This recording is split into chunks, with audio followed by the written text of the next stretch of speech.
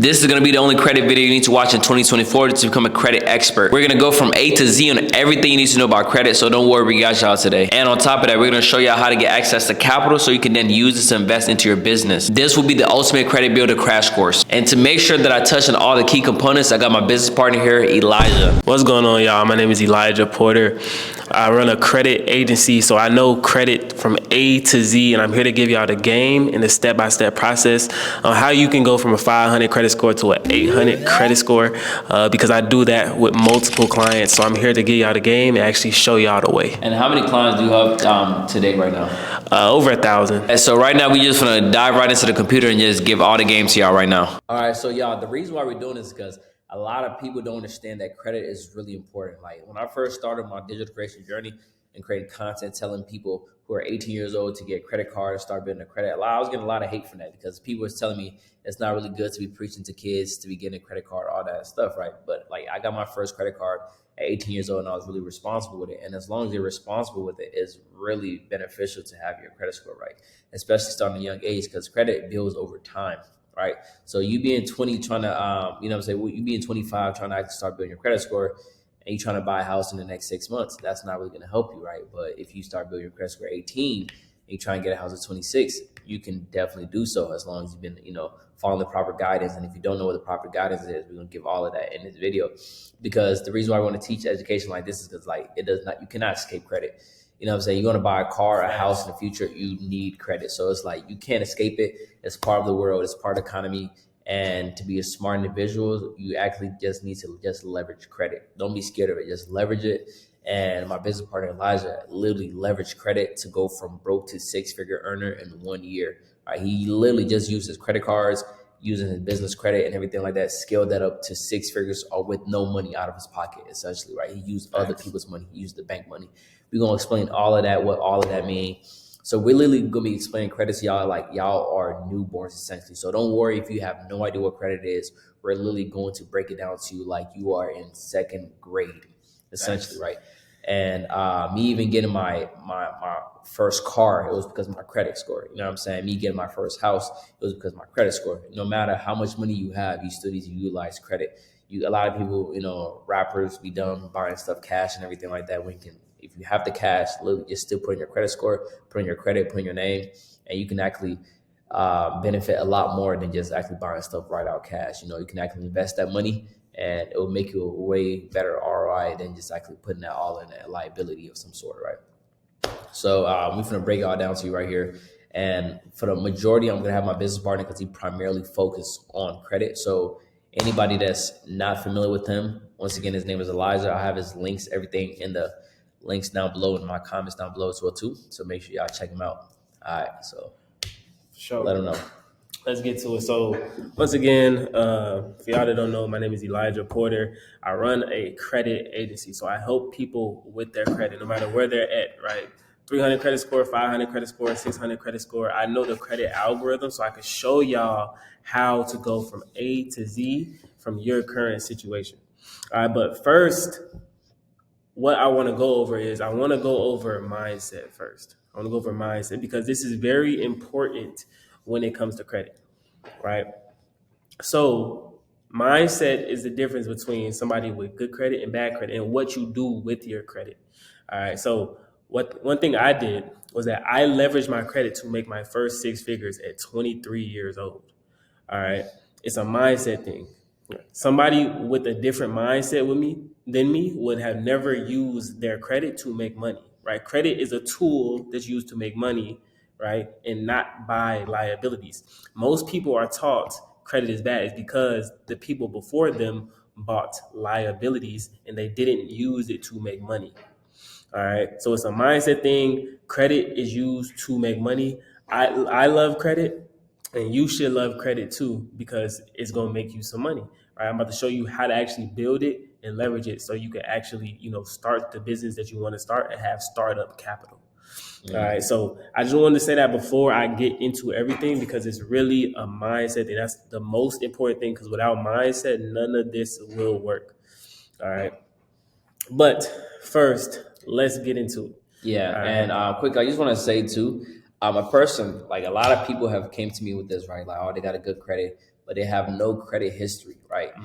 You need to understand that a person can have a better credit score than you. That does not mean that a person can have a higher credit score. Let me specify that. A person can have a higher credit score than you, but that does not mean their credit score is better, right? Because y'all gonna understand in this video too, right?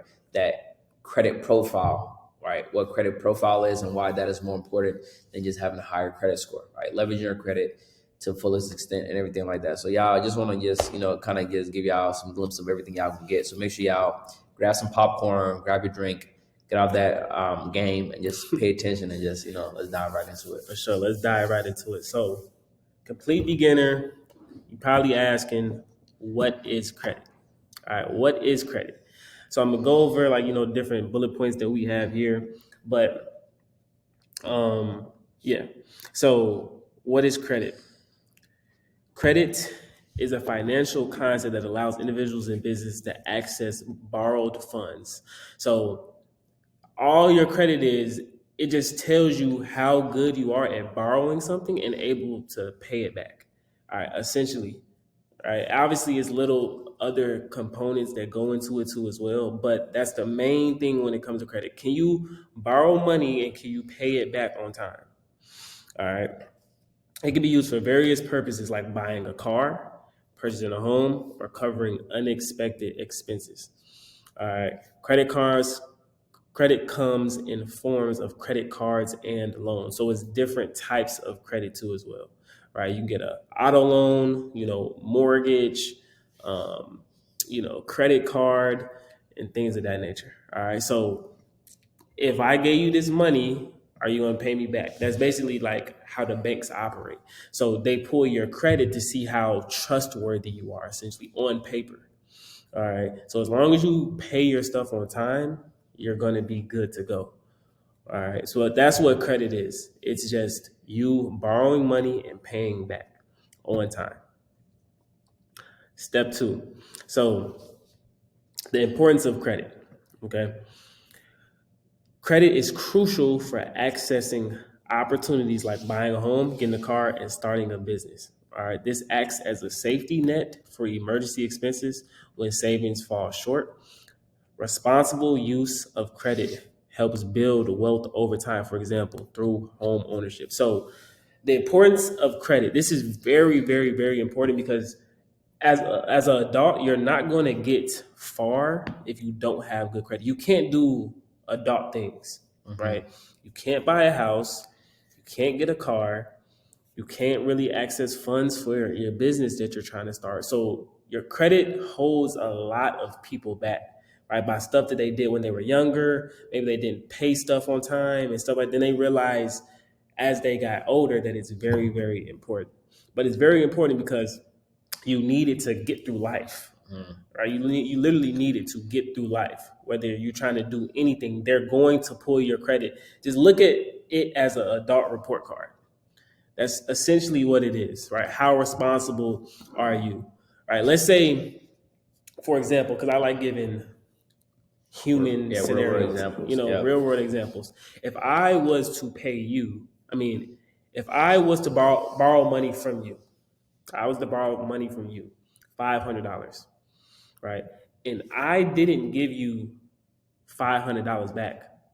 I didn't give you the $500 back. And then I asked your friend for $500, right? What are you going to tell your friend? You're going to tell your friend, hey, bro, do not rock with him because he didn't even pay me my stuff back. So you not paying the bank, other banks are going to know once they pull your credit. They're like, nah, I don't really rock with you like that, right?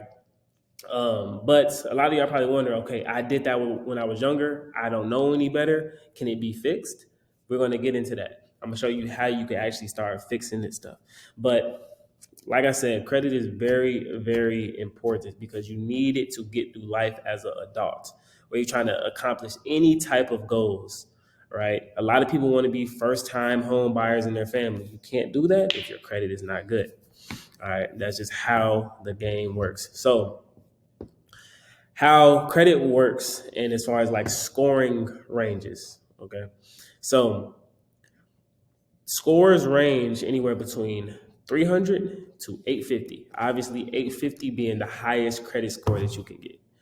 All right, higher credit scores indicate greater reliability when repaying stuff on time, right? So as long as you paying your stuff on time over time, you're going to eventually get to that 850 as long as you keep adding accounts and then those accounts keep aging out.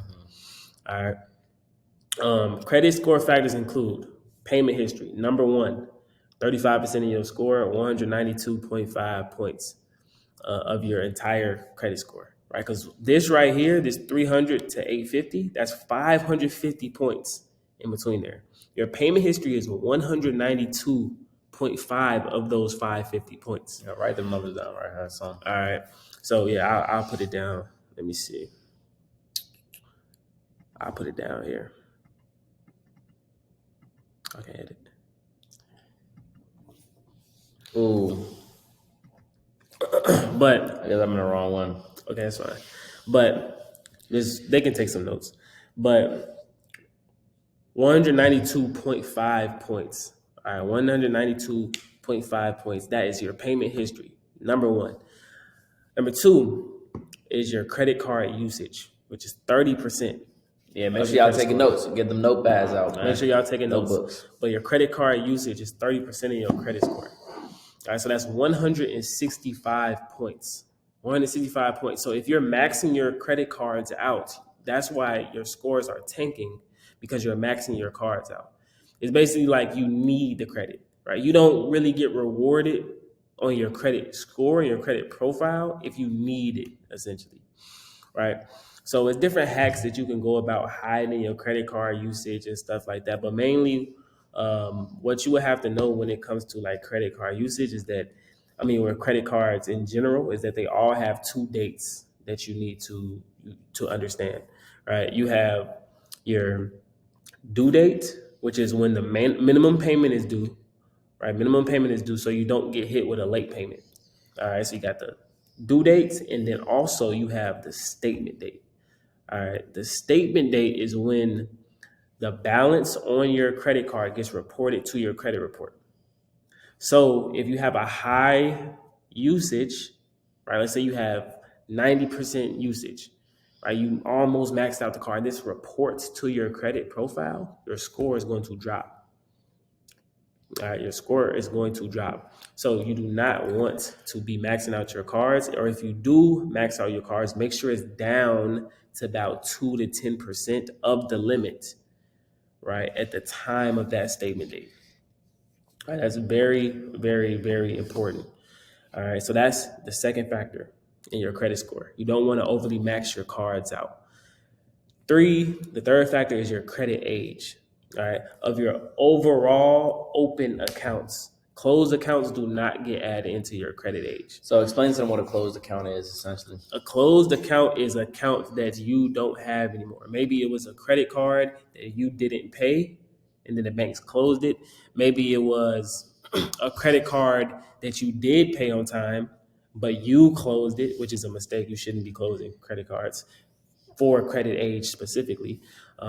Or it could be like a auto loan or a mortgage. Let's say you paid your mortgage off, or you paid your auto loan off. That account is going to close on your credit. So not all closed accounts are bad accounts, right? Some just close automatically, like installment loans, right? Those close. Once you're done paying the loan off, it's done. It's not open anymore, right? So, by the way, like everything we're talking about, of course, you know what I'm saying, we have this this doc right here. The doc is going to be linked in the comment section if you don't already have it. And we literally teach this inside of our community, right? This is literally just, the free course, everything like that.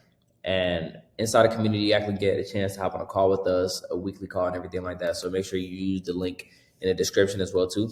Check that out for the description. Check the link in the description for a link for the community and any links for any credit cards. We ain't even got there yet, but I want y'all to know anything that we talk about in this video, the links are all in the description. All right. Facts. Don't mean to pull from you. Go ahead, get back to it. Facts. He's spinning right now. For sure. So I hope y'all taking notes. Take notes. But that's credit age, right? Next, what we have is that we have mix of credit and increase. All right, they both are worth 10% of your credit score, so 55 points. So your credit mix right? You want a good credit mix on your profile. So that means you want different accounts. You want to be versatile, right? You don't want all credit cards, right? You don't want all auto loans. You want a good mixture. So maybe you have a couple credit cards on your credit, all being paid on time. Of course, they're on auto pay, right? And then you got, the auto loan on your credit, or you got a mortgage on your credit, or a personal loan on your credit. You want installment and revolving accounts. All right, revolving accounts are credit cards, right? Meaning if you have a $500 credit limit and you use all 500, you pay that 500 back and then you can use the 500 again. It's always revolving, right? But an installment account is a loan, meaning you pay it in installments and then once it's done, then the account closes. So you want different type of accounts on your credit, all right? So you can get a good credit mix. And then lastly, we have new credit or increase. All right. Those are when a bank pulls your credit. So if you apply for something, right, a bank is going to pull your credit. If you have too many inquiries, it's going to make your profile look bad. All right, you got to think of it. Like I said, I like giving real world examples.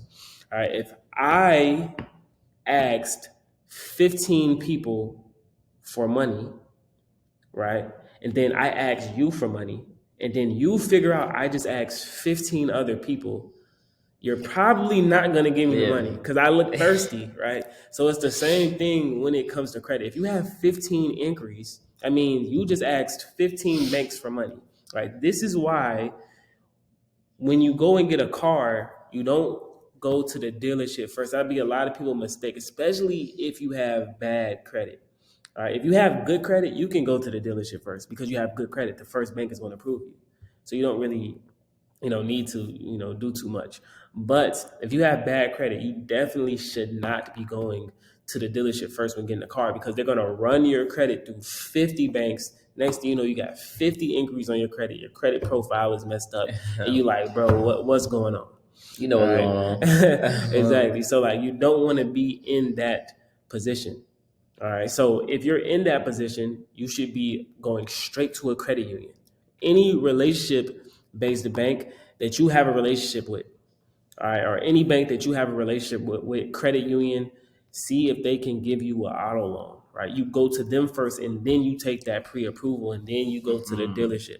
So that's one inquiry on your credit so your credit profile does not get messed up. And y'all gotta understand too, when it comes to that too, like these dealerships are not your friend. Like Right. they're there to profit off you, right? So they're gonna shop your credit around, right? And sometimes they actually get a markup as well too, right? Like say they shop around and they get an interest rate that's about 7%, they're gonna add an additional 1 to 3% on top of that, so they can profit off you. So like they're not your friend. Don't be like, oh, they're trying to help me out. No, they're shopping around, right? They might find some great interest rate, but they're not gonna go with the best one. You know what I'm saying? They're gonna go with the best one that's profitable for them.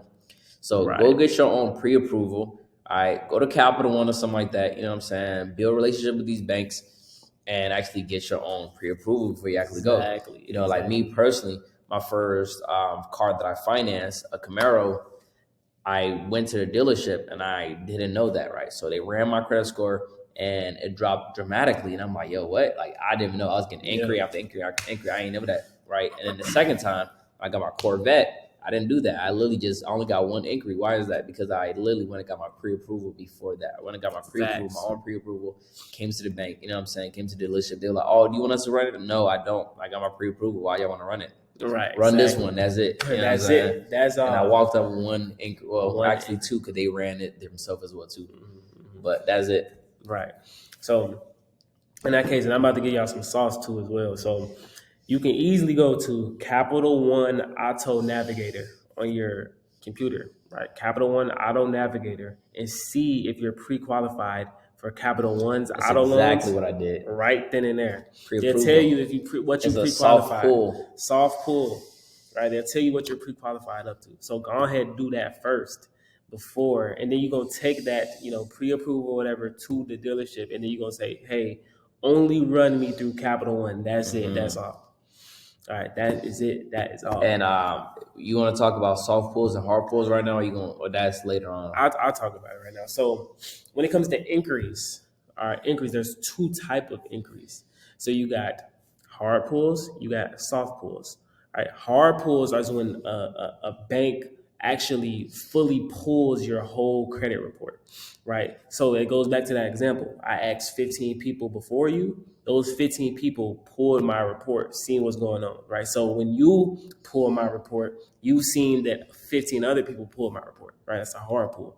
A soft pull, it doesn't affect you, right? It doesn't show up on your credit report. So you don't got to worry about a soft pull. It's just a pre-qualification thing. And then a lot of applications, they're pre-qualification there. So it's a soft pull pre-qualification. But when you actually accept it, and then it turns into a hard pull. Right. So soft pulls, they don't affect your credit at all. So you're not going to get an inquiry, and nobody is going to know that you just got this soft pull on your credit. Yeah. And while we're on the topic of that, right, I actually want to just debunk this myth right now. A lot of people say if you check your credit score, it's going to drop. Yeah. I don't know who came up with that ish. That's not true. So if your mom told you that, your dad told you that, your grandparent, run, don't walk. You know what I'm saying? Get away from that. They're not giving the proper credit advice, right? That's what you need to be in this video. Show them this video, right? Exactly. It's a myth. I don't know where it came from, but I didn't heard it, you know what I'm saying, from parents myself, where they're like, oh no, you can't check it. You know what I'm saying? Maybe back in the day, people was only using ways of like pulling their credit through hard pulls or something like that to check their credit or something. You know what I'm saying? Like, I don't know. That's some ancient time, but we not in the times, right? You can check your credit as much as you want. I check my credit every day. Twice a day. Every day. You're not going to get a hard pull from pulling your own credit. Yes. It's not. It's only when a bank pulls your credit. Exactly. Or a credit union pulls your credit. That's the only time that you're going to get a hard inquiry on your credit. Imagine it like a soft pull every time you check your own credit. Exactly. You know what I'm saying? Ain't nothing going to happen. Nothing going to happen. It's not going to be no issues. And if you're using Credit Karma to check your credit score, I want you to know that Credit Karma essentially is not wrong. It's just showing you a different credit score, right? Mm-hmm. Because a lot of people, that's another myth I want to debunk real quick. A lot of people say, oh, Credit Karma show you like false, accurate information, It's like, Credit Karma is amazing if you know how to use it effectively, right? To check your statement date, and all of that. You know what I'm saying? It's a great free app that you can use. You know what I'm saying? To really check your credit profile, everything like that. You can see the percentages all behind your, for, you know what I'm saying, for the payments, everything like that, your late payment, everything like you can check all of that through Credit Karma. So Credit Karma is really amazing. You just have to know the right tools, the right things. Now, Credit Karma show you their vintage credit score, right? Which is not what you need, right? You need your FICO score, all right? The FICO score is what the lenders actually use. Now, each lender use different types of FICO score, right? There's FICO score 9, 10, 11, so on and so forth. But essentially, they all use FICO. Credit Karma's vintage credit score, which is essentially like a weighted. Think of it like that, like a weighted type of credit score. It's not accurate, right? It's not going to be the same as your actual FICO score, but it's just a different method they use to actually pull it, right? Each FICO score pulls from different banks, different bureaus, and everything like that. They use different metrics to actually calculate it. What's more important to them is it your payment history, stuff like that. So you can't really take that into consideration when you're actually looking at that. So Credit Karma is great. Use Credit Karma for what it is, but don't rely on it to go get an auto loan. Like, you know what I'm saying? Oh, my Credit Karma said mine was 800. Man. You know what I'm saying? Look at your FICO score. Exactly. There's platforms for FICO scores. But we're going to get into that. I just wanted to tap into that. And also, just to piggyback off that, there's 3 credit reporting agencies, right? 3 credit reporting agencies. Right. Each credit reporting agency, they don't correlate with each other. So you can have one score. So let me backtrack a little bit. So 3 credit reporting agencies. You got Experian, you got Equifax, and you have TransUnion. Right. You have a credit report with all 3. They do not correlate or correspond with each other at all. So you can have I seen somebody have a 650 on Experian, have a 550 on TransUnion. Because it might be something negative reporting on TransUnion that's not reporting on Experian. So it's 3 different reports, 3 different companies. All right, just so y'all know, because a lot of people have questions like, oh, my credit score is this on Experian and this on Equifax. What's going on? Is because you have different stuff reporting. Some banks only report to Equifax and TransUnion. Some only report to TransUnion. Some only report to Experian. It really just depends on the bank, right? Just because you get a certain credit card does not mean it's going to report to all 3, right? This is how it is. So that's why some of y'all have different scores, like drastically different scores. Especially what I see a lot is that some people have, collections that might be on Experian and TransUnion, but they're not But it's on not on Equifax, FAP. right? So their Equifax score is way higher, type thing, right? So you have 3 credit scores, right, from 3 different credit reporting agencies: Experian, Equifax, and TransUnion. Just to clear that up, all right. Yeah. Now, what you want to do is that you want to avoid derogatory marks at all costs. Where is that at? Yeah. Avoid derogatory marks at all costs. Now, derogatory marks is when you essentially don't pay something on time, right? So you have collections, late payments, charge-offs, bankruptcy. You got evictions, repos, medical collections. Is when something isn't paid on time. So as long as you're paying your stuff on time, you won't ever have to deal with negative or bad credit. That's just what it is, because it's like a domino effect. Everything starts with late payments, right? So if you have late payments, right, you have late payments for like 6 months in a row, it's going to turn into a charge off, right? That charge off is then going to turn into, in some cases, going to turn into a collection, because that creditor is going to sometimes sell it to a third party company. Then it becomes a collection, right? So it's like a domino effect. Late payments lead to charge-offs lead to collection, a whole bunch of collection lead to bankruptcy, right? So if you just stop at the late payments and don't get any lates and put your stuff on auto pay, you'll never have to deal with bad credit, right?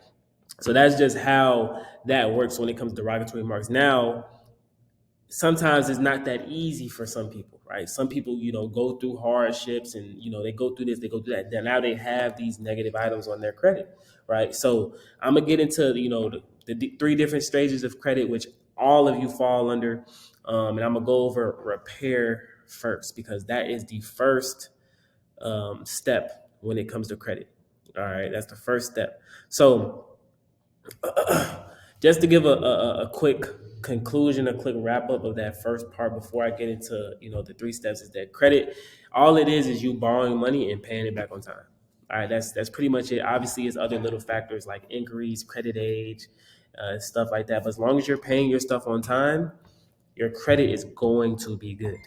Right, your credit is going to be good, and then you obviously want to keep building your credit at all times so you can get a nice healthy profile with a good credit mix.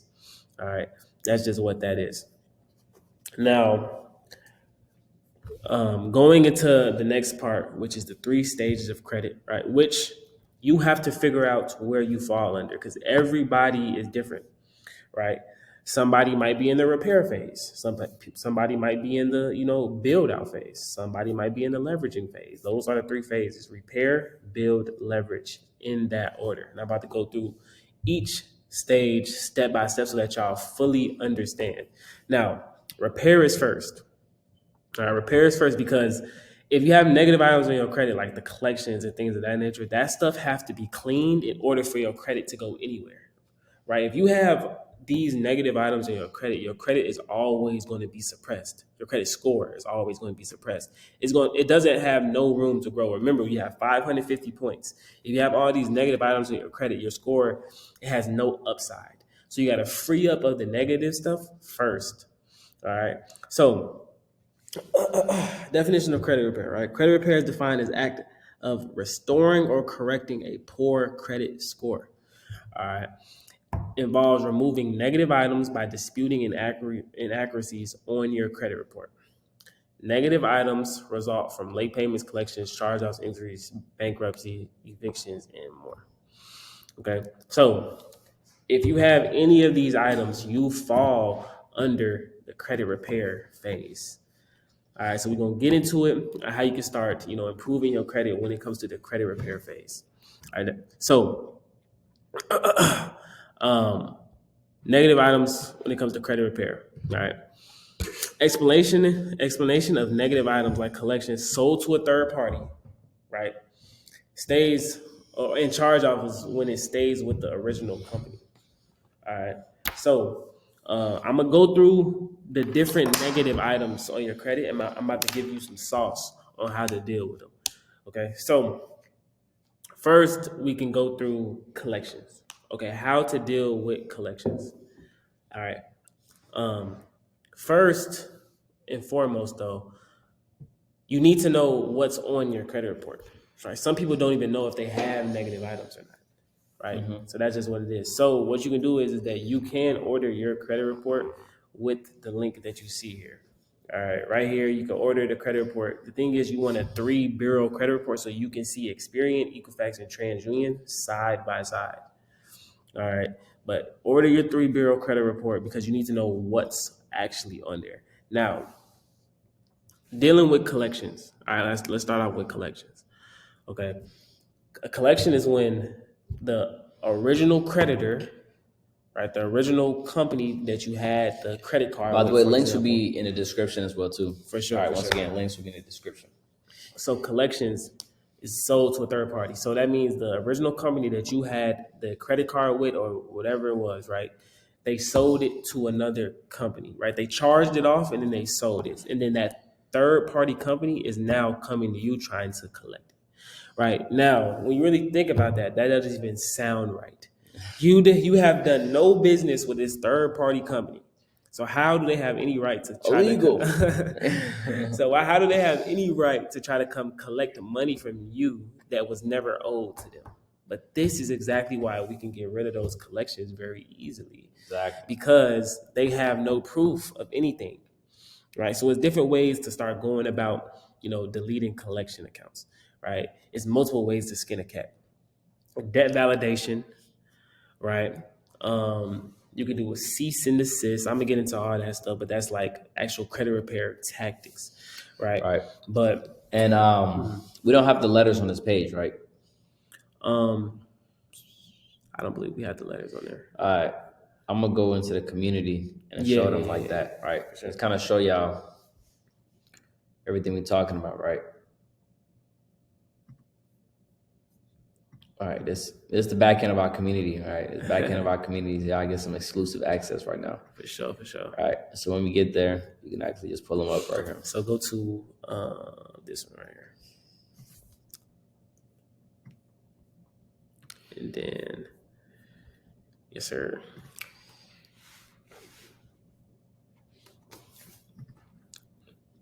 All right, so this right here is an example letter. Like, you're not going to find this letter anywhere except our community. That's it. I wrote this letter. I did this letter of my knowledge, right? Most letters and stuff that you see off Google they're templates, right? This isn't a template. Well, this is a template, but it's a very specific template that I created myself. All right.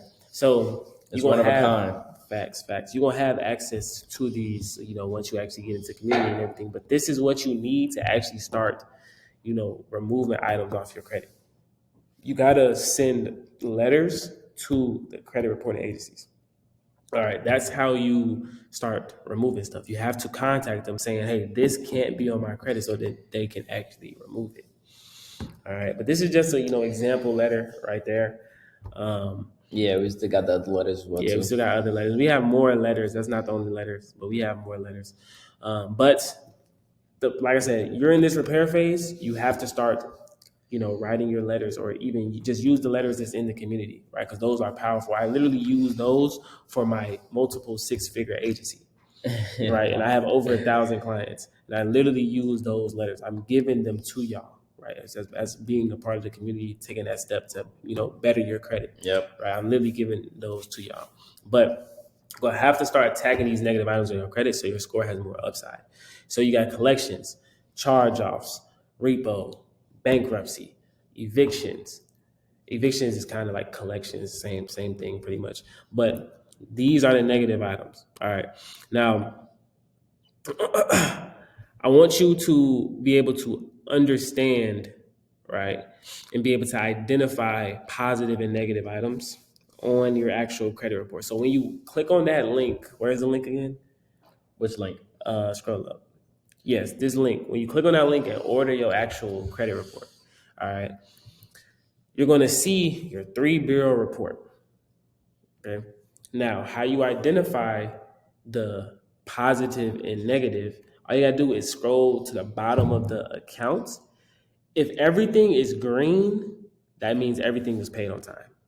So it's positive, right? And I didn't even see that. I was just going off the But if If everything is green, that means everything is positive. All right. When you start seeing the colors like orange, yellow, red, black, that means those are some negative accounts on your credit. All right. And even collection accounts, they don't have any colors at the bottom, but you'll see it should say collection account on the credit report. And it'll say something. Remember, collections are the ones that were sold by the original creditor to the third party. So it'll say who the original creditor was within the report. That's how you know it's a collection too as well. All right. But that's how you identify the differences between positive and negative accounts. Because obviously, if the accounts are positive, you want to keep them on your credit because they're holding your credit up. Right? You don't want to attack any positive accounts. It wouldn't make sense because your score will drop because it'll be less positivity on there. All right. So that's how you identify. If you need help with that, we can help you out in the community where we do have, weekly calls. Right. But reading collection accounts, focusing on collection accounts, explaining how third-party companies buy debt and attempt to collect. We already went over that. You don't owe them any money. Identifying collections on the report, as far as like different common collection agency names. So you have different collection agencies you'll see a lot: Jefferson Capital Systems, LVNV Funding, Midland Credit. There's a couple other ones too as well, but those are like one of the, those are like top 30. You'll see a lot of LVNV Fundings in Midland, Jefferson, and things of that nature. Those are collection agencies. All right. Now, also, I want to go over, your upgraded credit report. All right. So, briefly showcasing the client's credit report progress and engaging credit repair. That's for, that's more so for like clients and stuff.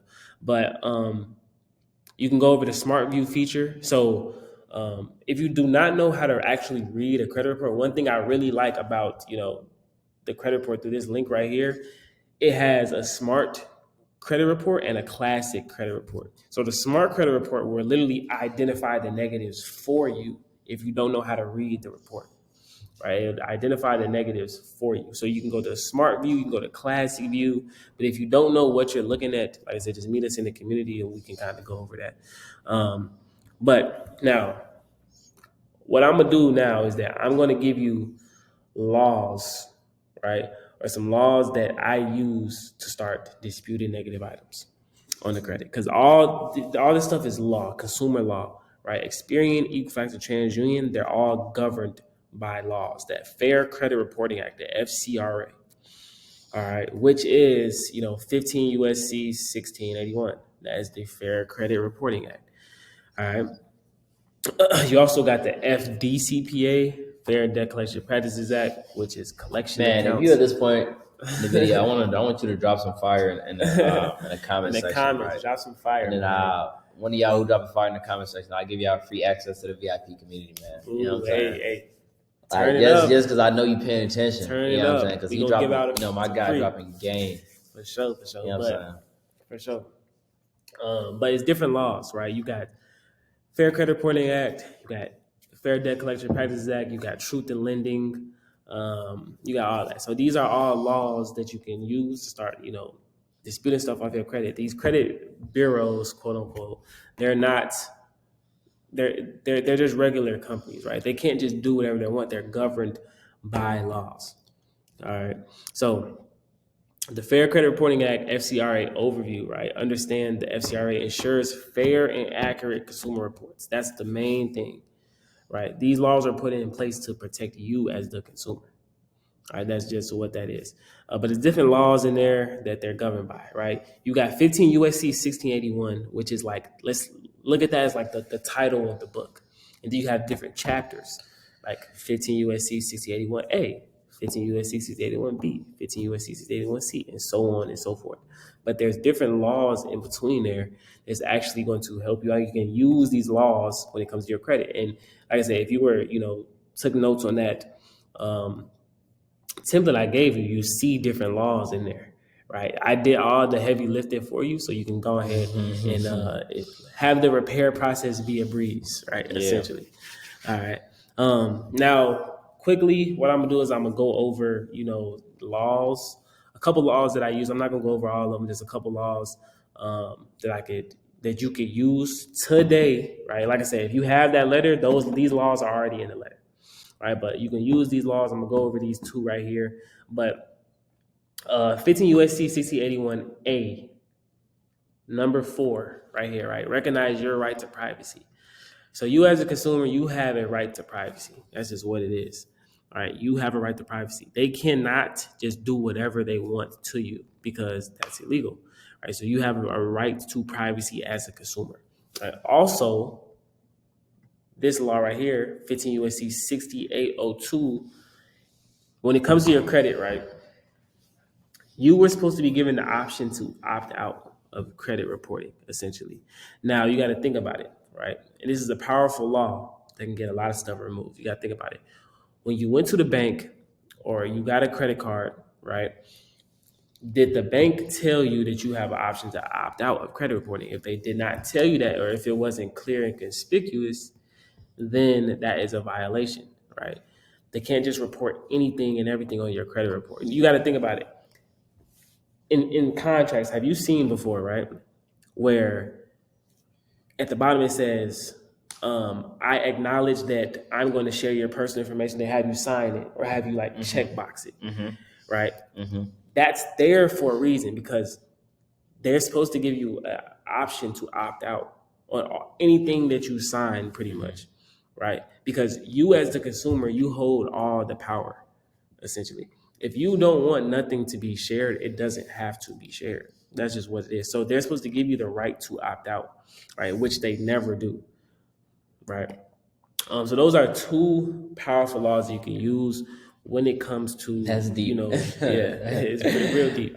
Those are two powerful laws that you can use. I just gave y'all some sauce, man. And those laws are actually on the letters, right? So if you, want to use that letter, go ahead, use that letter to actually start disputing stuff. And I got the whole credit repair flow actually in the community.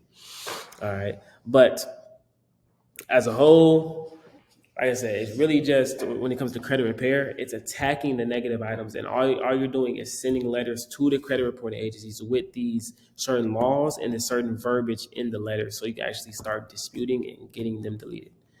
All right. That's pretty much a gist of it as a whole. All right. So that's the repair phase. All right. If you're in that phase, go ahead and start attacking that ASAP, right? Because that has to get done in order to take it to the next level. All right. Now, how we, get them to the credit bureaus, right, is that we use the CFPB. All right. We use the CFPB, which is a messenger, essentially. So a lot of people mail USPS, right, to Experian's address, to Equifax address, to TransUnion's address, right? That costs money and it's slower. I like using the CFPB because as soon as we send that complaint in, they get the complaint right away and it's documented, right? It's documented, right? So we use the CFPB. If you do not know what the CFPB is and how to utilize it, make sure you're coming to those calls, weekly coaching calls, so we can actually help you out with that. But we send it in through the CFPB. And then this right here is as far as the dispute flow that I would use and that I do use for my actual clients. So we always start out with personal information first. We want to clean up personal information on your credit, right? This is the first step when it comes to repair. Personal information, you want to clean that up. All right. You want one name, one address, one phone number. You want it to be nice and clean. All right. We do not want on your credit report that you have 10 different addresses because then it looks like you unstable, right? So if I was borrowing money from you and you seen I had 10 different addresses, you like, look, if this person don't pay my stuff back, where am I going to find this person at? I don't know where they at, right? So you want to be, just clean. You want to be clean, right? So personal information is first. Then after that, then we have the actual, negative accounts. You're going to put those on the letter. Like I said, I already made the pre-made letters for you, right? You're going to put those on the actual letter. Yeah, remember, inside the community, we got letters. We got anything you need. all the letters. Even go And the to weekly calls as well too. go to another one for them. So scroll up, and then go to personal information. So we even I got personal information letters for you too as well. So boom, right here, personal information letters. Boom, send it over, and you good to go. Edit those yellow parts. All right, but personal information. You got permissible purpose, and then we have late payment letters too as well. So you have late payments. We got those. Inquiries. If you got a whole bunch of inquiries, any inquiry that's not attached to an open account, you can dispute. Right. So if you have a Capital One credit card and you have an inquiry with Capital One, you do not want to dispute that Capital One inquiry, right? Because it's attached to an open account. Right. It's attached to an open account. But let's say you had JP Morgan Chase Bank inquiry and you don't have any account associated with JP Morgan Chase Bank, then you can go ahead and dispute that inquiry, right? But we get the letters for the inquiries and how to actually fill out the FTC report for the inquiry, so you can actually start getting those deleted.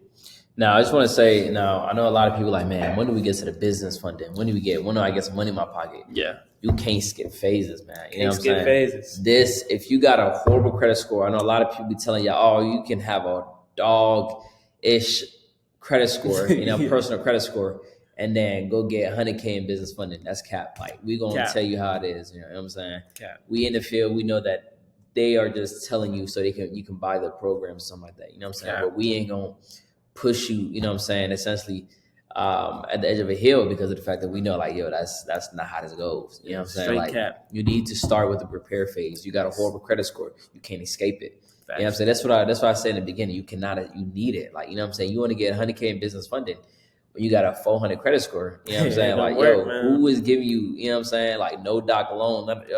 You're not part of that. You know what I'm saying? Them people who got access to all of that, you know what I'm saying, to get access to our 6-figure credit card, you know what I'm saying, which we're going to talk about later on. Yeah, facts. That's the 6-figure credit card. You need to do the repair phase. So just know that we teaching y'all this in order on exactly how to go about things, right? It's not just random order. We teach y'all in the exact order that you need to, right? That's why I said it's 3 phases in that order: repair, build, then leverage. A lot of y'all want the business funding, but on paper, you wouldn't even lend yourself money. Exactly. You owe all these other banks, all these collections, right? And you wouldn't even lend yourself money. So why would a bank lend you money? Exactly. You got to go through the phases first. You cannot skip steps when it comes to this credit space. You just can't skip steps. You can't. Like, when you go get that business funding, they going to pull your personal credit and see you got, 10 collections. They're like, oh. They're like, we gonna hurt, you know what I'm saying? You can't guarantee nothing. You know what I'm saying? You can't guarantee nothing. Exactly. So it's really important. It's really important to get to the money case. Facts. Now, this is just some extra sauce right here when it comes to invoices. Like I said, they're governed by laws, right? So you can use a little scare tactic, stuff like that. Send them an invoice. They're like, oh, this person know what they talking about. Let's go ahead and delete this so we can, let's take advantage of the other people. But this one's kind of educated right here. Let's go ahead and delete that, right? And then also, you got documentation. So when it comes to repair, when it comes to your letters, you need to attach documentation, right? Because your name could be John Smith, but you know how many John Smiths there are in the world. They don't know which John Smith this is. So you need your ID, right? You need a piece of mail that matches your ID, right? And then you need your social security card, right? You need those 3. Make sure the documents correspond. You do not want the ID to say this address, and then you got a piece of mail that says a different address. You want everything to correspond. So if you need to update your ID, go ahead and update your ID so you can actually start this process. Because it's the little things like that really, truly matter. Yeah. Right? And that's how you can get, increase in collection removed in 24 hours than somebody who's going to wait a year and still nothing going on. Because the person, they set it off first time, everything is set. You know what I'm saying? Something as small as not having the correct address can delay you by, because they don't want to remove it. You know what I'm saying? Right, they want to keep you down. So they're like, okay, well, you ain't got this, or we're going to push it back. You know what I'm saying? Exactly. So make the small little changes. You know what I'm saying? It's going to really set make you sure ahead. Exactly. Make sure you cross your T's, dot your I's. All right, make sure you're very organized and everything like that. All right, so next thing I want to cover really quick is handling bankruptcy. So if you're going through bankruptcy or you have a bankruptcy, right, one thing you have to understand is that the bankruptcy court doesn't report to the credit reporting agencies.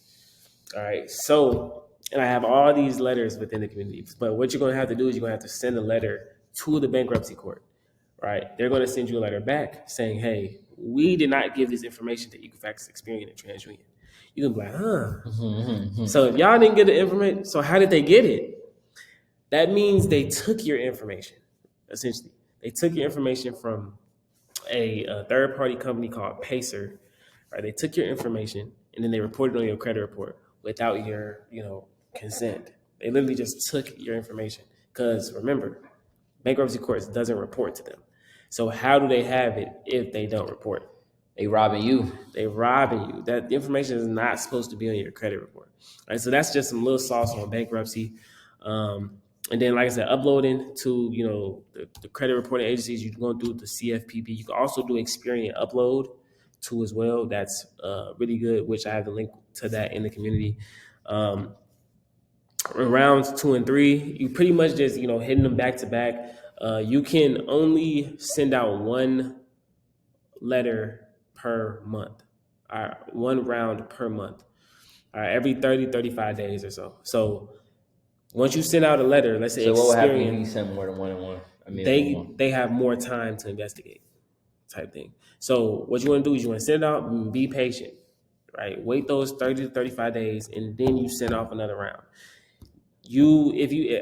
Especially if you use Experian Upload, let's say you send it and then Experian responds in 3 days, right? You do not want to go and send them another letter on that 4th day, right? Just let the rounds play out, right? Let Experian, Equifax, and TransUnion respond because, like I said, there are 3 companies. They respond at different times. So you might see some results on Experian, but haven't heard anything from TransUnion yet. The 3 different companies, they all operate differently. They all operate differently.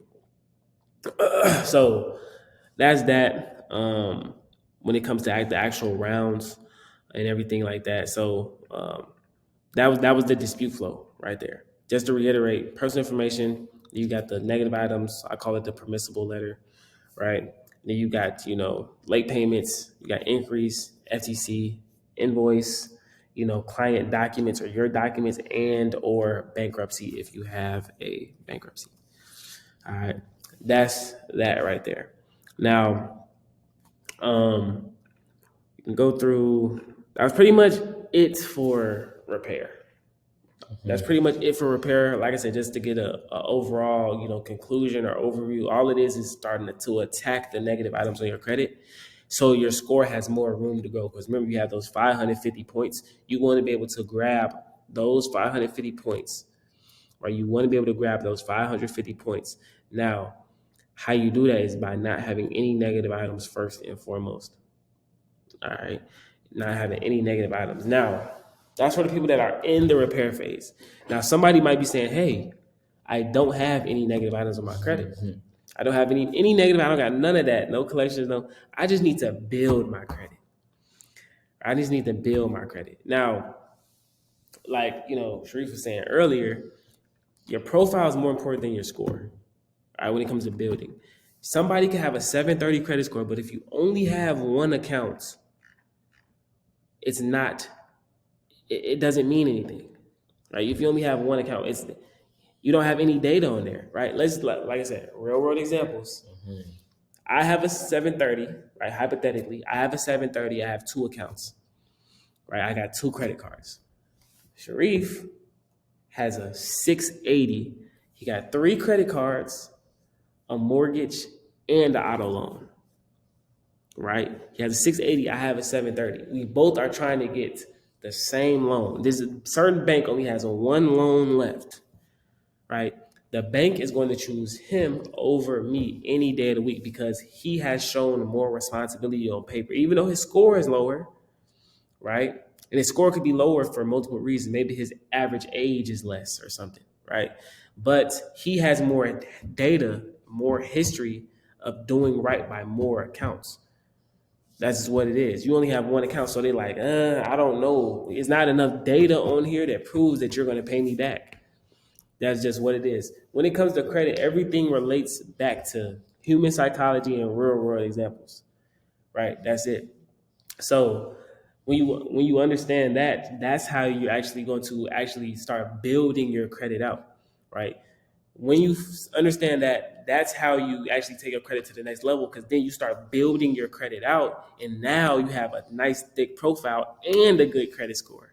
You getting anything you want. You getting anything you wrote. So when it comes to actually, building credit, you have to start adding accounts to your credit. You have to put everything on autopay. All right, you have to start building credit. Now, I have a link in here too as well, I believe. All right.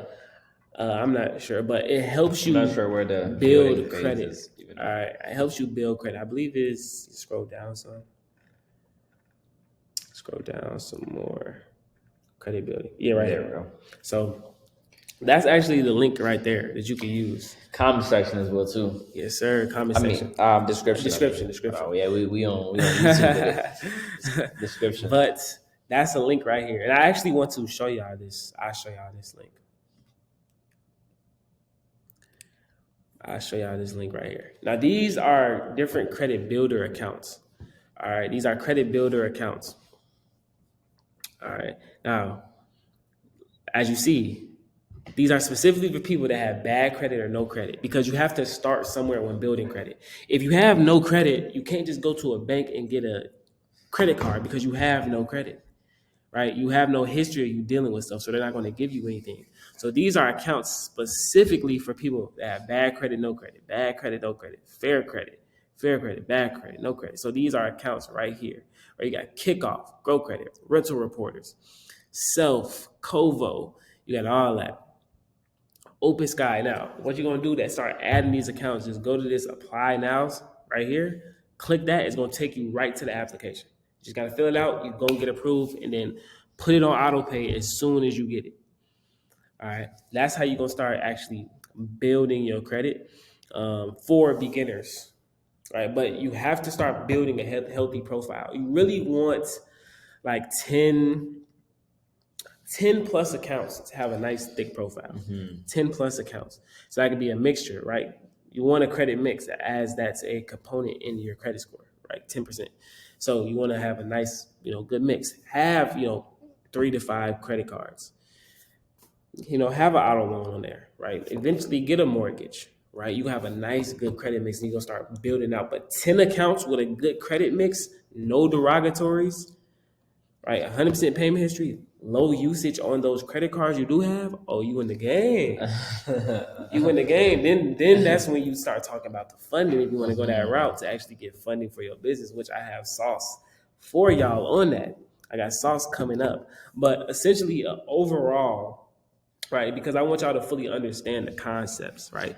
Building your credit is just adding primary trade lines with primary accounts, which is accounts in your name, right? Like a credit card as a primary trade line, adding accounts in your name to build it out, and then let the accounts age out as you pay them on time, right? So you have different accounts. Like I said, use that link, start adding accounts to your credit. And then a bonus is you can even add these accounts while you're in the repair phase to do both simultaneously at the same time. Because the good thing about these products right here, these are no credit check.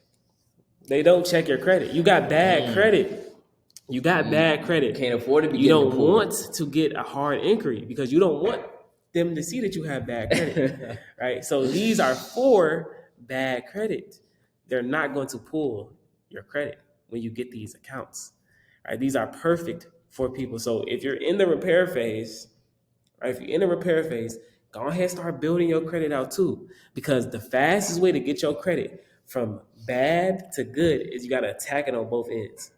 You got to remove negative, then on the flip side, you got to add positive. That's how your scores will shoot up crazy. Man, he dropped a game. Sauce. We out strong. Drop a like. Drop a like. Drop a like. Because drop a like. We got some drop a. What they gonna drop? Man? Drop a thumbs up in the comments, and I'll do another free giveaway Another for free giveaway. you know what I'm saying, somebody with a thumbs up inside the for our VIP community, right? All right, let's do it. Let's do it. Right. Comment thumbs up, man. Comment thumbs up. So we know you watching. We just want to get out as much value as possible, right? Like I said, this is going to be the only video you need. Right? Only video. After this, you don't have to watch any other video. No other video. No other video. That's why we got y'all. That's why we on this. Exactly. We got y'all. At 1 a.m. 1 a.m. That's 1 a.m. man. 1 a.m. It's 1 a.m. We locked in for y'all. But essentially, like I said, all it is you adding accounts to your credit. You adding the accounts and then making sure that they're paid on time. So put them on auto pay, which means link them up to your checking account, right? If you do not have a checking account with a routing and account number, you need to get that first before you build any credit out.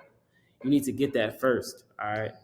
Because you want to make sure that these accounts are on auto pay. The only way you to put them on auto pay is for you to link it up to a checking account. Some have the option to link it up to a debit card, but most you have to link it up to a checking account with an actual routing and account number. All right, routing and account number. If you're at least 18 years old and you don't have a actual checking account, what are you doing? You need a checking account. Like you too grown for that, man. Yeah, some people like even Cash App giving that away. You know what I'm saying? Some people parents literally don't tell them about this stuff at all. Yeah, that's why we're here. That's why we're here to help y'all out. Right, we're young people just like you. Right? Exactly. You might be watching. Yeah, so you might be a little older, right? You might be a little older. Don't be discouraged. You know what I'm saying? Don't be like, oh, these young bucks, we ain't gonna listen to them. Right. I'm gonna say because we know what we talking about and we steering y'all in the right direction when it comes to this. You listen to this information, it's no way your credit score isn't going to. And all these links, once again, these links are all in the description down below. And on top of that, for anybody that wants to actually get their first credit card or something like that, and then they got a credit card, you want to get a second credit card, you have credit card links in it. Facts. Now, we already pretty much went over, the credit factors. I said payment history, your credit card use right here, mastering your credit usage. I went over that, statement dates and due dates already. Avoid maxing out your credit cards. Now, where do they go? Once again, where do they go to find a statement and due date? Okay, so you can go into your app. So all credit cards come with the app. You'll have some type of app. Now, what you can do is that when you go into the app, they're going to tell you what your due date is. You're going to see that right there, right? So just put it on auto pay for at least the minimum payment due. I would recommend a little more, but if you can do just minimum payment, that's cool. You just don't want to get hit with any lates, all right? Then when it comes to the statement date, which is the date that it reports your credit card usage to your credit report, which is very important because that's 30%, right? So what you want to do is that you can go into your app and go into the statements. Go into the statements, right? At the top of the statement, it'll say something like July 6th to August 6th, right? It'll say something like that. June 17th to July 17th. It'll have that month. That means your statement date is the 17th of that month, essentially, right? If it's June 17th to July 17th, that means it reports on the 17th of every month. So that means like a day before or a couple days before that, you want your usage to be at 2 to 10%, right? 2 to 10%, all right, of the overall limit. So you can report a low balance. Low balance, high credit score, right? High balance, low credit score. That's how it operates. Yes, and if you have Credit Karma too, if you open up Credit Karma will show you your statement date as well too, right? Yes. Now, I just want to touch on statement date because this is really important, Really right? important. Now, there's myths about to boost your credit score. You want to pay 15 days after the due date and 13 days after the statement date. Mm-hmm. I don't know where they are pulling these numbers from, but they are talking. You know what I'm saying? They just talking. They just out talking, their ish. bro. Because the only 2 dates is what we're telling you right now. Exactly. That you only need to know these 2 dates. If you want to avoid paying 100% interest, right? You don't want to pay any interest at all. You literally have your full payment paid by the due date. you're not going to pay any interest, right? Interest is occurred if you do not pay the full payment after the due date. Now, your statement date, right, which is also called the close date, will be after. It's usually a few days to about a week after your actual due date, right? You can look on Credit Karma or some banks, you can actually open it up right there and it's going to say statement date. It's going to say right there, right? Now, that's rare, only like Chase and stuff like that. Or you can actually call the number in the back of the credit card. Right. So there's a couple ways of going about it. Easiest way is actually going to Credit Karma. You see all your credit cards, all the statements and everything like that. You can see all of that right there. And it's literally going to tell you when the last time was reported. And you're going to know, okay, that's the date that reports, right? Okay, cool. But you just need to know these 2 dates. You literally pay your credit card off full 100% by the due date, and you're not going to pay any interest at all. Facts. Right? But if you do that, then you have to pay. Yeah, I will recommend at least putting a $30 charge, depending on what your credit limit is, right? If you got like, 10K credit limit, whatever the case may be, got a couple thousand, they put $10, $50 on that actual card because you want it to report something, right? Exactly. 1-2% on the actual statement close date. You want it to report a little bit of something that shows the credit card companies that you're actually using the actual credit card, and that's what helps you as well too, right? And your credit score will always be maximized as full potential if it has a little bit of spend on the credit card, right? If your credit score will technically be lower if all of your credit cards are 0% balance, right? By you just having that extra 1-2% is going to help you effectively maximize your credit score, make it look the best. So that's all you need to worry about, right? A lot of people don't know the reason why. If you pay your credit card off in full by the due date, but then when it reports your credit score is low, is because you're probably not paying it off. Make sure it's still paid off by the statement date, right? So make sure that you only have if the statement date is a week after, say your due date is on the 30th, your statement date is on the 6th, right? Now you want to make sure that you do not put more than 2% or max 10% during that time frame, right? Because whatever you put during that time frame is what is going to be reported. Right. So if you max it out again, it's going to report maxed out credit cards. Right. And that's what people don't know. Right. So these people be throwing out random magical numbers online, and I just be laughing at this. Like, they don't know. They don't know. You know what I'm saying? They don't know. So just those 2 dates right there, that's all you need to effectively boost your credit score to the maximum potential. Facts. But yeah, know those 2 dates. And then with those, you're going to, because that's 65% of their credit score right there. That due date and then the statement date, that's 65%. You have those down pat, your score is going to be good. Like that's just what it is. It's a numbers game. It's a numbers game. You know what I'm saying? It's fairly simple. Exactly. You know what I mean? So people make it too complicated. That's why we got y'all. You know what I'm saying? Exactly. That's 65. That's over half of your credit score right there. Yeah. Payment history, credit card usage, type thing. Now, moving on, you got different, additional credit boosting tactics.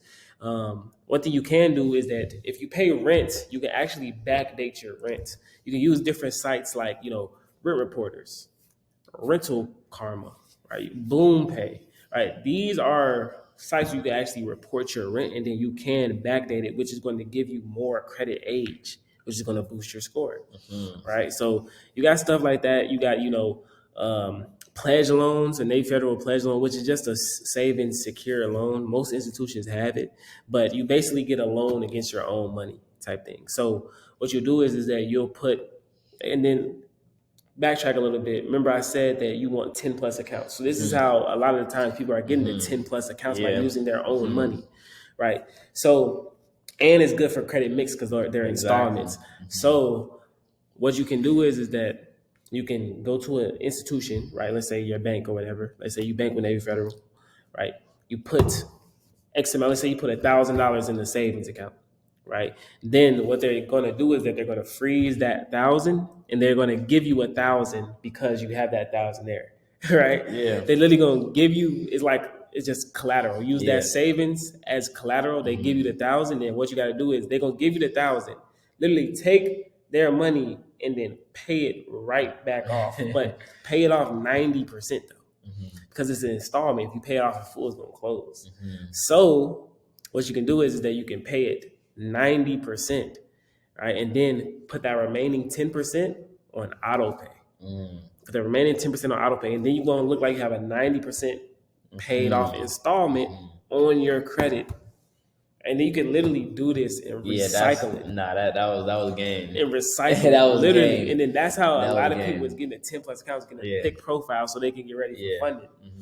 But that's just hacks. And then it's called a pledge loan at Navy Federal, but it's really called a save and secure loan in like other banks. So if you don't have Navy Federal, you go to your bank, ask them to have a save and secure loan. Most banks do it because there is no risk to them because they got your money collateralized in this savings account. Right, so if you don't pay this back, they just will take that. Exactly. So that's just what that is. And I want to just really touch on that rent reporter, right? A lot of people be like, I don't want to pay for rent reporters. Like, you don't understand. You having a bad credit score is costing you money every day. Right. You know what I'm saying? When you go get auto loan, whatever case may be, you actually go get you try to go for a house, whatever case may be, like you're paying extra in interest. You may not see it, right? But your pay is literally affecting you by you literally just adding on something like rent reporter when you're already paying rent. And it's on top of that, it's backdating all of the rent you previously paid. It's a no-brainer, right? It's a no-brainer. Like, interest can cost you a lot of money. You go get a personal loan.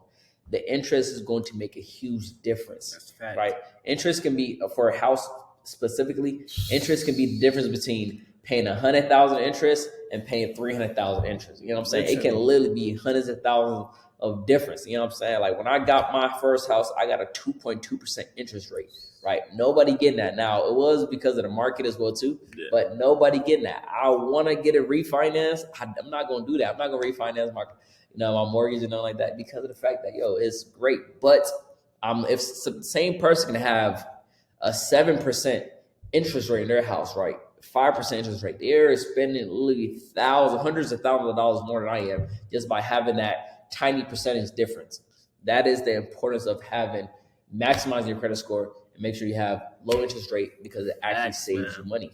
So make sure you utilize all these tools to then effectively, get more mix of credit as well too. And then really boost your credit score as well too to the next level and have a strong credit profile because we're not just trying to get y'all with good credit scores. We want good credit profiles. All right, we dropping some sauce on them, bro. We dropping some sauce. But to conclude that building credit, all it is adding accounts, making sure that they're paid on time. And if they're credit cards, keep the usage low. It's not difficult, man. It's not difficult. We're keeping this, real easy and simple for anybody to understand. Right? Now, that was building. Last phase. Leveraging. And then we on the funding. Right? Leveraging. We're going to leverage the credit. So this is what I did, right? I leveraged my credit. I built it out to a certain profile, like I just told y'all, and then I leveraged it to actually invest into my business and made them 6-figure cards. Multiple 6 figures with no money out of my pocket. I used the bank's money, other people's money to actually invest into my business. But I had to go through those previous phases in order to get there. This is why we say you cannot skip steps. You cannot skip steps because it's a sequence to this thing. And in order to get the 6-figure card, you're going to have to go through the sequence. That's what it's a process. Now, people be so quick to rush to the business funding when they've been investing their credit score up for years. You know what I'm saying? Like, yo, you know how long you've been doing this for? You know what I'm saying? Like, come on. They've been investing their credit up for years and then they want business funding overnight. Right? It don't work like that. It don't work like that. It don't work like that. But this is why the sequence is very important. But leverage. All right. All leverage is you leveraging your personal credit, right? So we built up that personal credit. We're staging that personal credit, and then we're leveraging the personal to get business funding, aka like business credit cards, because that's the easiest business funding to get, right? So it's called a personally guaranteed. Personally guaranteed, meaning you're going to use your personal credit to get the business credit. It's called a PG. So if you hear somebody say PG, or I just PG'd, or I want to PG this or don't PG that, it's called personally guaranteed, meaning, right, if you default on that card, you're liable for it, right? Business credit cards, right, 99% of them do not show up on your personal credit, right, unless you default. because like you personally guaranteed. Excluding Capital One Spark Card. Capital One. Don't That's get, we don't even get that business credit card because the point of business credit cards is to use them. If it shows up on your personal credit, that usage is going to knock your score down. So we do not want that, right? We stay away from Capital One on the business side. Stay away from it because we do not want business credit cards reporting to the person. All right, that's just what that is. But leverage the personal credit, right, to get the business funding. All right, now, when it comes to actually leveraging your credit, it's strategic on how you're going to do these things. Right? It's strategic on how you're going to do these things. Now, you can go to different institutions. Remember, I told you previously, all right, that there's 3 credit reporting agencies. You got Experian, Equifax, and TransUnion. Now, these banks that you go to, they don't pull from all 3, like except Capital One. Capital One, this is why we stay with Capital One, right? We stay away from them. But on the business side, right? Most institutions only pull 1 bureau. All right, Experian, Equifax, and TransUnion. Now, when you think about that, you're like, okay, why don't I just go to 3 banks that pull from 3 different bureaus instead of going to 1 bank that pulls from all 3? Because that's how you get more funding. So if you figure out a bank that pulls from Experian, figure out a bank that pulls from TransUnion, figure out a bank that pulls from Equifax, that's 3 banks right there. You just tripled your funding with 1 inquiry across the board. Now, how do you figure that out? Now, what you can do is that you can go to these different sites. It's different sites like ibanknet.com, or you got a credit union site called mapping.ncua.gov. If you got that Philly, you better plug them. But you go to these sites, right? You go to these sites, and then you can literally, like ibanknet.com, you can see what banks is giving out the most, or is pulling in the most assets, or pulling in the most deposits, right? That's what you can see. Now, chances are, if they're pulling in the most deposits, they're more likely going to give you more money because they have more deposits. So what you got to do is that you want to call them up. You want to vet them out. Do you know how when you apply for a bank, these banks vet you out? They pull your credit. They trying to see everything, right? How about you vet them out? Call them and ask, hey, do you guys have business products? Okay, what bureau do you all pull from? This, that. You know what I mean? Just ask them questions so you can vet them out, right? And then you're gonna ask them what bureau do they pull from. They're gonna tell you either Equifax, Experian, TransUnion. Then build a list. All right, build a list of multiple banks. So just take a day out, take a couple hours out, get 5 banks that pull from Experian.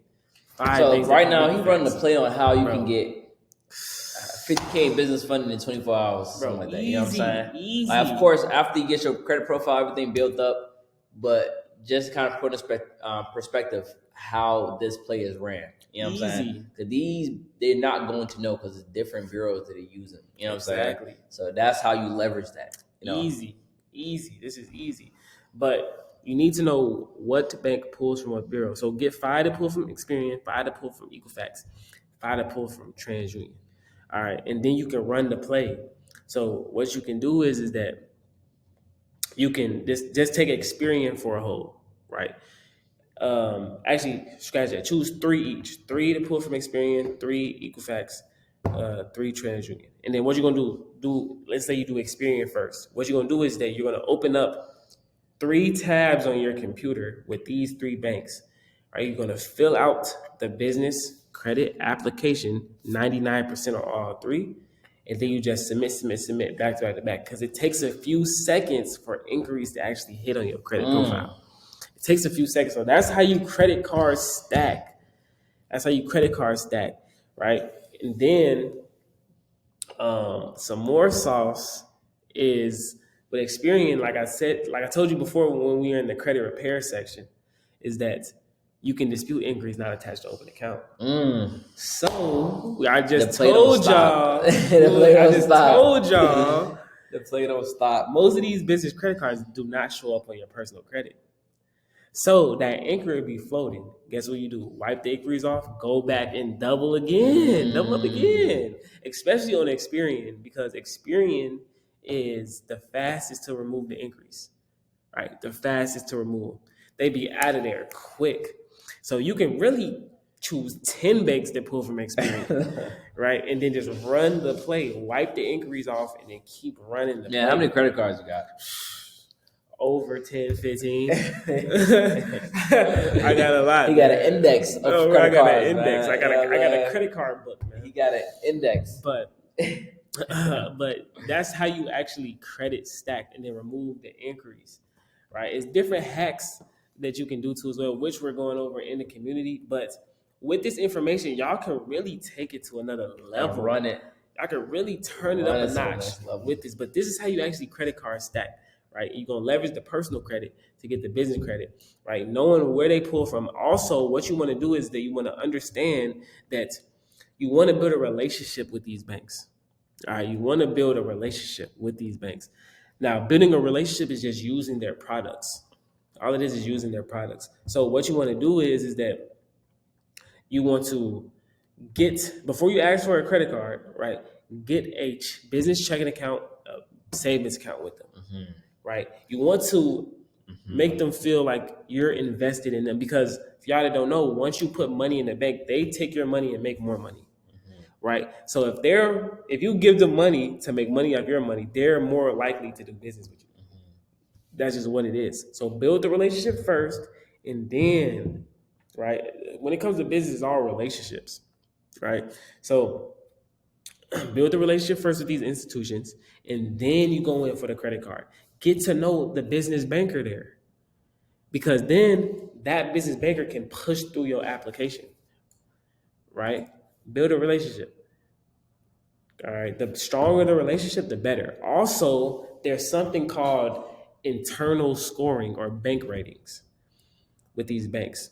So the more money you put in these accounts, the higher your internal banking score is, right? And they look at that outside of the credit score. Outside of the credit score. If you have a good bank rating, meaning you got over 10,000 in the account, you will probably have a credit card. They gonna give you that because you got especially over Chase. Especially Chase. Because you got over 10,000 in the account. You have a high bank rating, right? They put you in a different category than the people that have $100 in the account, right? That's just what it is. All right, that's just what it is. So that's that. You want to build relationships, right? You want to have high bank ratings.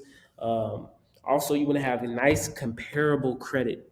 All right, meaning, right, this is why we tell y'all to build out on the personal side, because you want to be able to compare to something on the business side. If you have a $5,000 personal credit card, they might give you 10, 15 on the business side, right? You don't want to come over there on the business side with them baby limits. That's not what you want to do, because they're going to give you baby limits on the business side, right? So personal side, you want nice, strong limits. Business side, they're going to give you even better limits, right? So you want nice, comparable credit right there. All right. Now, that's when it comes to the funding, that's how you do it. That's how you leverage your credit. And then obviously, once you get the capital, you have to have a plan. You have to have a plan, right? Which means you're going to take this funding and then you're going to invest into a business, right? It's typically 5 things that people usually invest in. You got employees, you got systems and software, or you got marketing, you got what else? You got expenses, and you got inventory. Right, you got inventory just in case you got like an e-commerce brand or something like that. You're going to invest, and then you're going to make your profit off of the money that you never had. You're just going to pay the cards down, all while you're receiving reward points. And that's the part right there. Who wouldn't want to play this game? This is a very fun game. I'm not the reward point game. That one is how you fly private, right? How you fly, hold on, maybe not private, but you at least fly first class business for free. You know what I'm saying? I flew first class a few times with my girl to Disney World, you know what I'm saying? Went to Africa, all types of stuff like that for free with credit card reward points, right? This stuff is super powerful, especially when you get the intro bonuses, man. Yes, you know what I'm saying? Those are the ones. Those are the ones for sure. That's how you get the free flights, free hotel. I want to talk a little bit about LLCs as well too. You know what I'm saying? Of course, to get business credit cards, you need to have an LLC. Facts. A lot of people use their social. I've seen people use their social to get business credit cards, which I'm like, yo, like you're tripping. Mm-hmm. You know what I'm saying? Or like, so let them know. Let them know. Facts. So it's about the business phone number, all of that, and facts, importance, all of that. So I'm about to give y'all the layout to structure out your LLCs. And then this is gonna be the last one, right? Yep. And then because in order for you to get the business funding, you need a business, right? You can't get it under strictly your personal. You're gonna personally guarantee, but you need a LLC, you need a whole nother entity. So what you want to do to create this entity, right, is that you want to structure it as a person.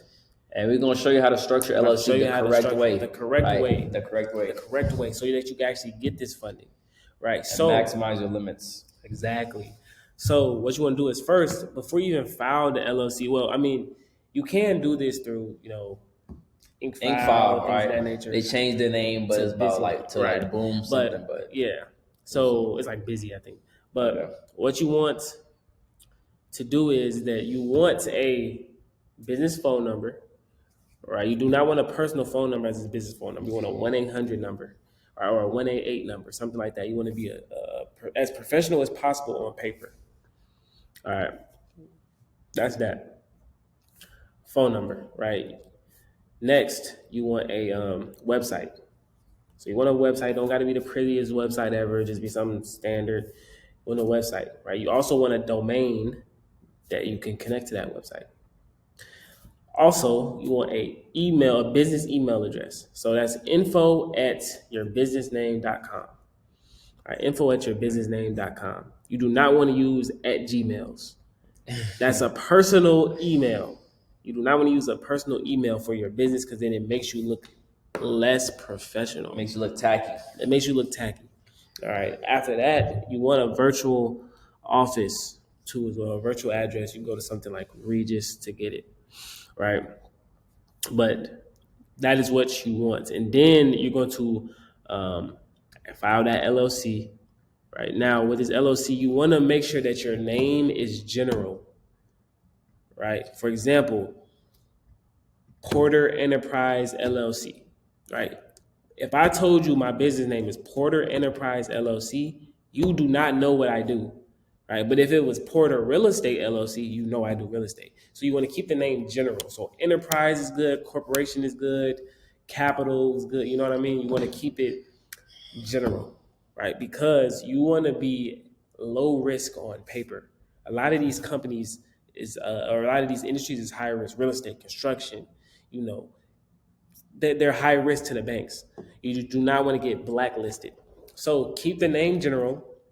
Right, and then you want to make sure your NAICS code, which is your classification code, you want that to be some type of consulting or marketing, because you can consult and market in whatever you do, right? So you want to keep it general. So business consulting, marketing, but I'm gonna give y'all the NAICS code that I use because they're gonna ask you what your NAICS code is when you file the LLC. So just make sure y'all got y'all pen and paper because the NAICS code is 541611. 541. He going crazy off the dome. 611. It's embedded. 541611. Dome. That's business consulting or like consulting low risk NAICS code. Right there. Right? You're gonna be in a low risk industry. You're gonna pass the vibe check with all the banks, everything. Right? You got it right. Exactly. 54161. I didn't even look at that. Yeah, right to the 541611. Right. That is the NAICS code. All right. After that, you want to get your EIN. EIN number is free. Do not let anybody charge you for EIN number. It is free. You go to IRS. Yeah, they try to charge you for a lot of stuff, which he's gonna tell you. A lot of these, that's what we literally saving y'all hundreds of thousands of dollars. We saving by showing y'all the free ways of doing stuff, so you ain't gotta pay for it. You know exactly. What I'm saving y'all money, right? So y'all he won't get finessed. $8,000 on. On this next one I'm about to tell you. So IRS.gov get you your free EIN. Next, you want to get a Dun & Bradstreet number, so a DNB number. It is free. It is free. Do not pay for a DNB number. Do not. It's Dun & Bradstreet. Dun & Bradstreet is the biggest business credit bureau. They almost got me down for like $500, bro. Do not pay for that. It's free. Go to dnb.com, or dog Nancy boy, dnb.com, and then they'll say get a DUNS number at the top. Click it, go ahead and get it. It's free. All right. But you want to be in the Dun & Bradstreet system because they're the biggest business credit bureau. You want to be in their system. All right. After that, you want to get a business checking account, right? You want to get a merchant account too as well. So business checking account, it can be anywhere pretty much that you want, right? You're going to have to show your EIN and articles of incorporation and stuff like that, right? To prove that you're a legit business to open a business checking account. But you want that business checking account, okay? You want that business checking account. And then a merchant account, you use something like Stripe or whatever, right? But you want to be able to take payments. You do not want to take payments through Zelle and Cash App.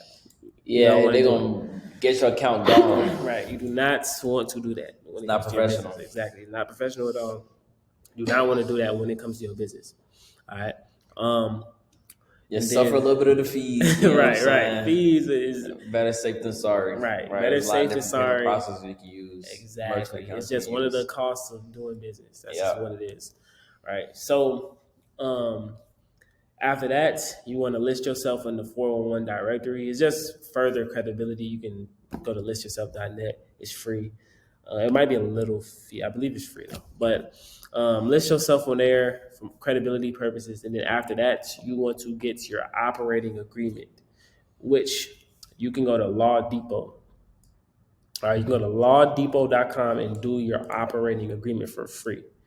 All right. And also they implemented that new thing, the BOI report. Mm-hmm. So you want to do that too as well, the BOI reporting. You just want to make sure that you're in compliance with everything. All right. That is how you fully structure an LLC step by step. Now, I just want to fast track and say real quick, if you go over to this whole step right here, right, from what, right here, this whole,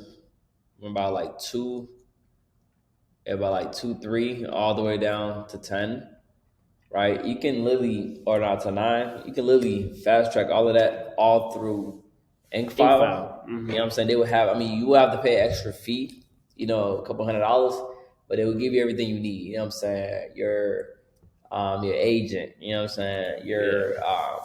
Your virtual address. It will give you your business bank account, your operating agreement. You know what I'm saying? It's all going to be all in one place. So it's going to be really organized. I do recommend y'all do that. Pay the extra couple $100 if you can, afford to. It's just going to save. It's going to make everything. I know, as a business owner, I would hate for you to stress about getting all these little stuff with, with your, Yeah.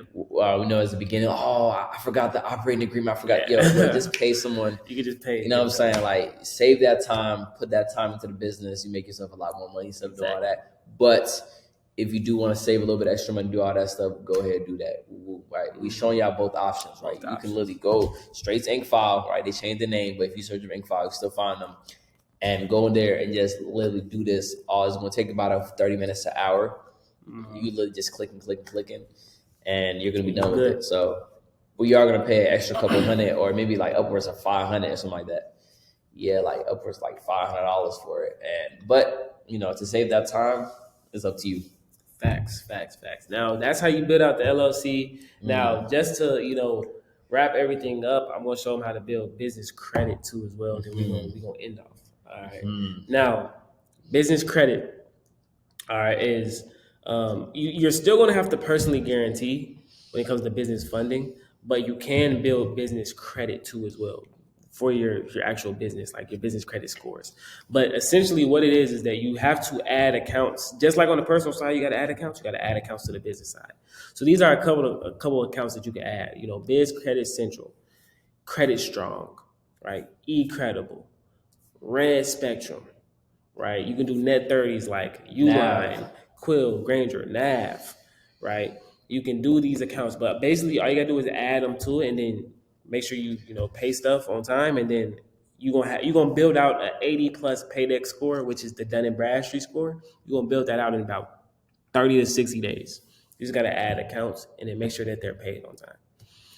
All right. And then also to end it off too as well, I know we were talking about PG cards.